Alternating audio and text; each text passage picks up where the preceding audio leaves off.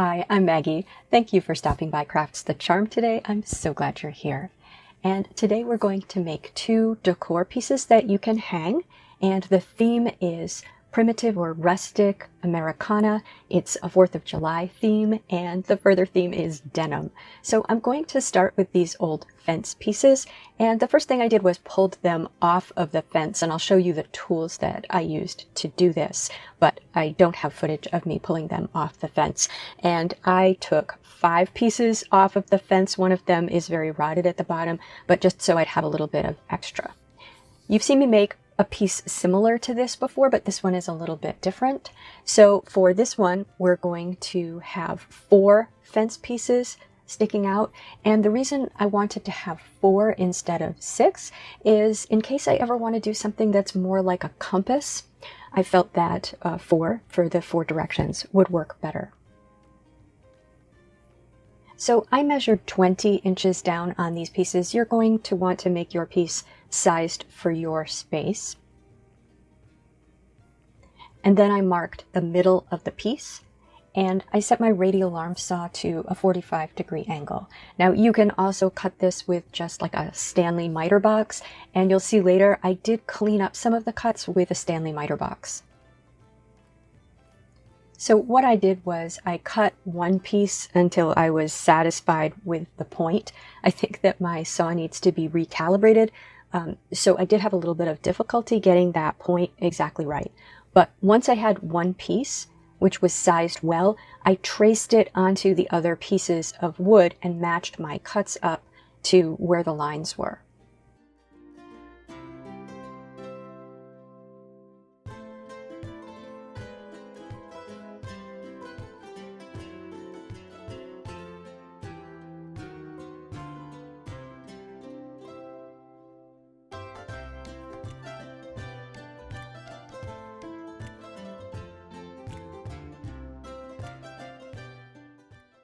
And then I just fitted them together, and there are these extra little triangular pieces that end up as waist, but I thought they looked really nice just pressed inside there.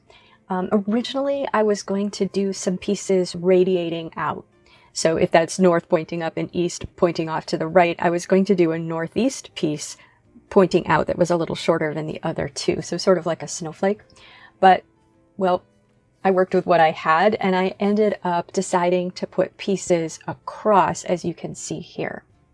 So these are also going to be 45-degree angles. So I just took a piece of wood and traced onto it with a pencil where those cuts were going to be. This is not so important to get these cuts exactly right because you can slide it up or down a little bit within that space. So I cut that piece and then traced that onto my other leftover pieces, the bottoms of these fence posts, and cut those. Now I did feel like some of the cuts were a little bit off, so I did adjust a few of them with my Stanley miter box and saw. So again, you could cut the pieces this way, but it would be a lot more elbow grease, obviously, than just using a radial arm saw if you have one. And then I also just sanded off the edges of the piece somewhat. They were just a little bit messy. Not a lot of sanding because we want a rustic look here, but just a little bit of sanding where it was splintery at the cuts. So as with the other pieces in the past, I am going to staple these together. So I picked a staple that was almost as deep as the wood, and then I'm also going to use this is Gorilla wood glue to glue the pieces together. So I flipped everything upside down. I'm working on the back. And what I have down here on my table are some pieces of melamine that are very flat because obviously I want this to be flat. These pieces are from an old bed that I took apart. So I just stapled first the 4 main pieces together, first with just one staple going around, and then I filled in with additional staples.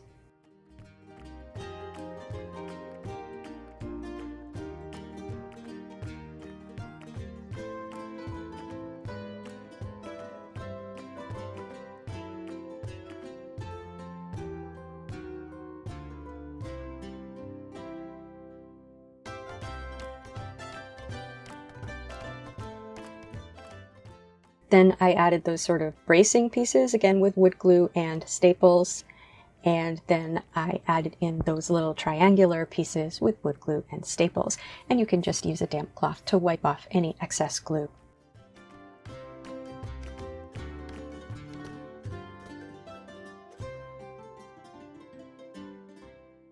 But before I flip this over, I'm going to put a hanger on the back. So I picked one piece to be the top, and this is some 22 gauge paddle wire. And I'm just going to make a loop out of that and staple that to the back and then sort of wrap the wire around the staples to make it extra sturdy. Now, once that glue had dried, I flipped this over and I am going to fill in the gaps with some spackle because I am going to paint this. And so I'm just putting the spackle in with my fingers and then wiping off any excess with a damp cloth.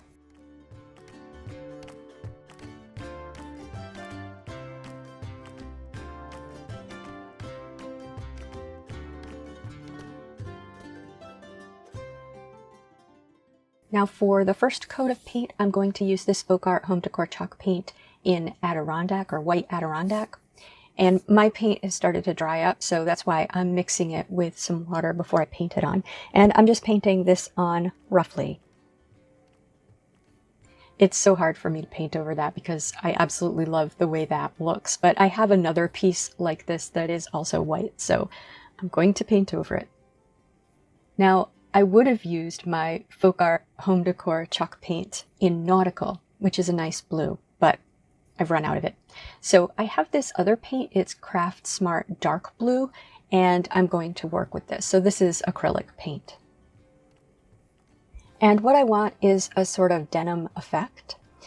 And I also want it to look aged and rustic. So first of all, I'm mixing some white in with this paint, and I'm going to brush over the piece with this light blue color. And I am not trying to cover the entire thing. I want some of the white to show through and maybe even some of the original gray wood to show through. But what I do want to do is drag some of the blue paint without any white mixed in through that while it's still wet. So I also have a little bit of the blue paint with nothing mixed in, and I'm dragging that through the light blue paint as I go. Now I want a darker color to go over all of that. So what we have now is just going to show through a little bit.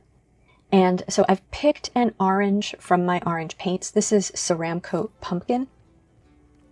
And I picked this color because I think it's complementary to the blue that I have. And so I'm going to use that to darken the blue.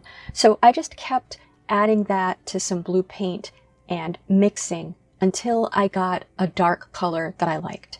So it's a little bit muted, it's a little bit more gray, and it's darker than what we have here. And then I'm just going to brush that over the paint that I have here. And once I'm done brushing it over, I'm going to add some water to the paint and then lightly brush it over any place that I feel is still a little bit too bright. And I'm really happy with that color as a sort of weathered denim looking color. Now I considered putting different things on this piece to decorate it. I have this 6-pointed star that I made out of soda cans in December, I think. And I considered putting that in the middle. I considered doing this sort of Americana Coca-Cola thing with this. But I also have this gorgeous ribbon, which I got at Michael's, this sort of ticking look ribbon, blue and white. And so what I'm going to do is I'm going to make a bow out of this ticking and put that in the middle. And this is wired ribbon, so I'm just rolling it around itself, and then I'm going to bunch up the middle and loop some wire around that, and I cut the wire long enough that I would be able to wrap it around the wood piece. And then you can just pull those loops out to make a bow. So right now I've got it on top of my Coca-Cola star, but I did not ultimately end up doing that. Now you can see I have a small Coca-Cola star in the middle, but I'm not going to use that either because I'm going to use this ribbon from Joann's, and this is a darker red. And what I'm going to do is make a larger bow, and I'm going to use the whole roll of this ribbon and make a larger bow to go behind my ticking bow. So same process, and use those long wires to tie the bows around the back of the piece.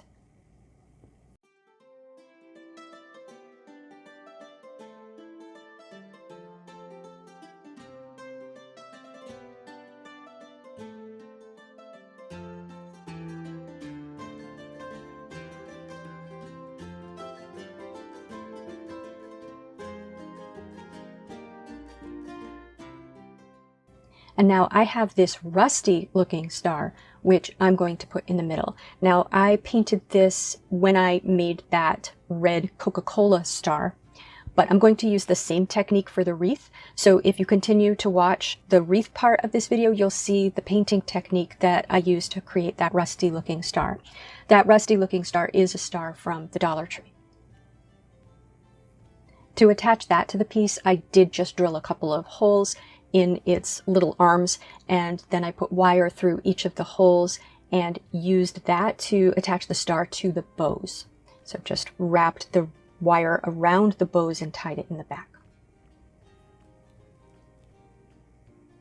And that's it for the wooden piece. Now, for the wreath, I'm going to be using my jeans wreath, which I made as a coastal wreath in the spring. So just a very quick overview of how I did that. I have a wire wreath form, and I just cut lengths of the jeans so that I would be able to reuse the jeans fabric if I wanted to. So basically the front of a leg or the back of a leg, and bunched it up and pushed it through the wire wreath form. And then I did sew it together on the back, but it would probably stay even if you didn't. You could also pin it or clip it on the back. So that's how we have a jeans wreath that we're going to work with. Now what I'm going to do is make some soda can 5-pointed stars. So first of all, you just want to remove the top and the bottom of the soda can so you have the flat middle piece. And then I just found a 5-pointed star on the internet and printed it out. So you want to size that so it'll fit on your can. The cans are about 4 inches high, so you're not going to want your star to be much bigger than that. With a little bit of tilting, you might be able to get a slightly bigger star than that. So I just traced around that with a Sharpie and then cut it out with aviation snips. And now, before I shape that into a star, I'm just going to remove the Sharpie using a little bit of alcohol. And I'm going to sand these before I shape them. So I have this pack of sandpaper from the Dollar Tree, and the heaviest grit in here was an 80 grit, so that's what I used. And I did both sides because I thought at first I might be gluing on the back, but I didn't end up gluing on the back. So you only have to do the side you're going to paint if you end up attaching these to your wreath the way I did. So give those a good sand and then wipe all the sand off. And then to shape them like stars, basically you're just going to bend down each point, and you can use a straight edge for this, or you can kind of eyeball it and just do it with your fingers. Once you've made that ridge that goes down each point, then you can sort of press the points together, and that gives you the ridge that's between the points, so the valleys that are between the little points that you have on the star, and you should get a primitive looking star shape. So now I'm going to paint these to look a little bit rusty like the other star. So the first thing I'm going to do is paint them with Folk Art Home Decor chalk paint in Java, and just cover them. Don't worry too much if the coat isn't perfect, and you want to let those dry completely. Then for the sort of rust, I'm going to use Apple Barrel Harvest Orange, and this is an acrylic paint, and I'm using a stenciling brush. So you're basically going to pounce that orange paint all over, but you don't want to be too heavy. When I do this, I get as much paint as I can off of the brush before I start pouncing it onto the star. You can always add more paint. But before that dries, I then pounce some of the Java paint over that again, and that's to soften it. And you can repeat, you can go back and forth with the two different colors until you have the look that you want. You can see that the look that I like is really a very subtle look, just a little bit of that orange showing through the Java. I think that with any faux metal technique, you want those different colors to give it some depth. It makes it look more realistic.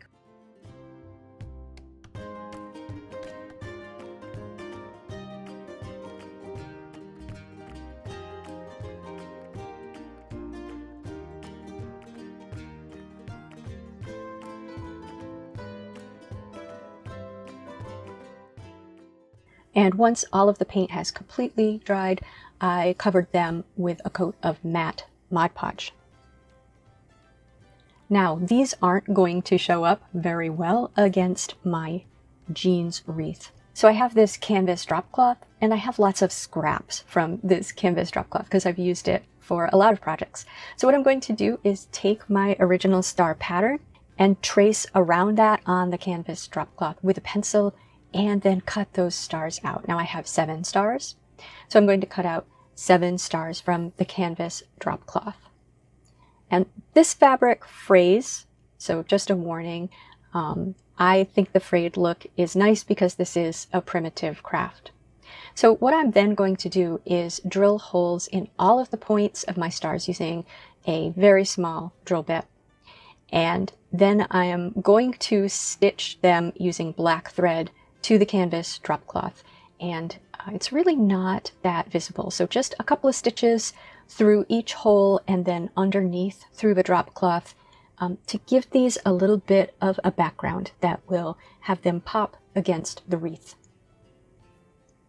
So then I laid them out on one side of the wreath in a somewhat random pattern. And now I'm going to do basically the same thing, but I'm going to use white thread, and I'm going to stitch through the back of that drop cloth and through my jeans so that you can't see the stitching. It's underneath the star, but also you can't really stitch at the edges because this fabric frays. Now, so most of them I did stitch on, but I thought I would see if it's possible to pin them on as well, because that would be a little easier and also easier to remove them if you want to change this out for another season. So some of them I did pin on, and again, I just sort of slipped some pins underneath where they're not so visible and did several pins for each star so that they would hold well. So then I wanted to pick another ribbon that would sort of match with the ribbon in the other decor piece, and I have this ribbon from the Dollar Tree, which is, I think, from the fall, but it's a red and white checked ribbon. And I'm going to use the whole thing. It's 9 feet. And I want to have some streamers hanging down from the bottom of the bow, so I just figured out how long I wanted those to be. And then I used the rest of the ribbon, just folding it around itself. And I left the last streamer a little bit longer than the first streamer because I'm going to wrap that around the middle.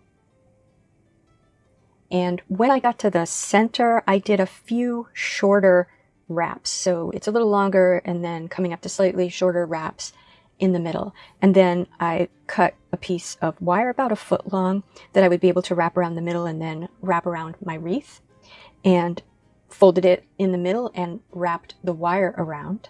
And then I took my longer tail and wrapped that around the middle, and then fluffed my bow a little bit, and then attached it to the wreath by wrapping that wire just around the wreath between 2 pieces of the jeans. And this is basically opposite to my stars.